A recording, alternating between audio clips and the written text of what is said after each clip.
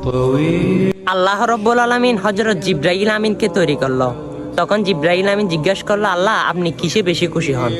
তখন আল্লাহ রব্বুল আলামিন বলে, সিজদাতে। তখন জিবরাইল আমিন এক সিজদায় 30 বছর কেটে দিল। তখন আল্লাহ রব্বুল আলামিন থেকে কোনো জবাব আসে না।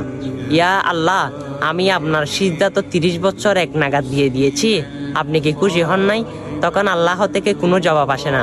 তখন আমার আল্লাহ জিব্রাইলকে ঘোষণা দেয়, এই জিব্রাইল আরশের দিকে তাকাও।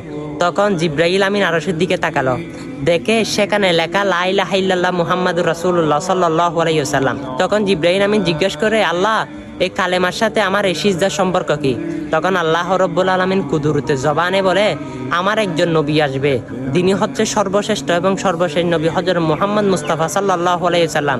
হ্যাঁ, সে নবীর উম্মতের জন্য 5 ওয়াক্ত নামাজ ফরজ করা হয়েছে এবং 17 রাকাত ফরজ 5 ওয়াক্ত নামাজে। যখন 17 রাকাতে 2টি করে সিজদা থাকবে, তখন সিজদা থেকে সুবহানা রব্বিয়াল আলা বলবে।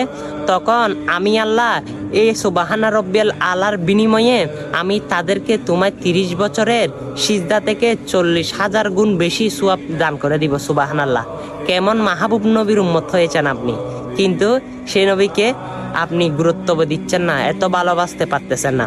অবশ্যই এই ঘটনাটা সবার কানে কানে উন্মোচন করে দিবেন, দেখবেন অনেক মানুষ যদি হেদায়েত থাকে, আমার রসুলের এই সুন্দর ঘটনাটা শুনে, আল্লাহ এবং জিবরিলের ঘটনাটা শুনে হেদায়েতের রাস্তায় আসতে পারে। যদি হেদায়েতের রাস্তায় এসে যদি নামাজ ধরে যায়, খোদার কসম করে বলি আপনার জন্য জান্নাত ওয়াজিব হয়ে যায়, কারণ আপনার কারণে হাজার হাজার মানুষ নামাজ ধরতে পারবে, আর আপনিও কিন্তু নেকির অংশীদার হবেন। ভিডিওটা অতি শীঘ্র শেয়ার করে দিবেন।